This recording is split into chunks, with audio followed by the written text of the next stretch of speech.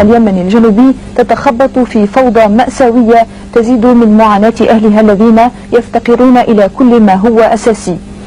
قام جنود ومدنيون يمنيون شماليون باقتسام الغنائم في مدينة عدن المدمرة بعد إحكام القبضة عليها،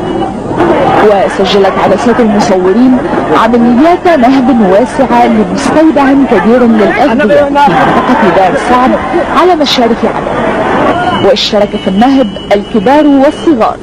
رغم وجود الدبابات الشمالية التي تجوب الشوارع. وفي أقل من ساعة جرد المستودع من أطنان من القمح والزيت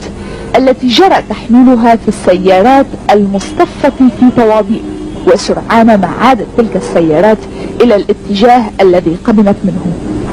وبعد انتهاء النهب أطلق الجنود النار في الهواء أمام المصورين بحجة تفريق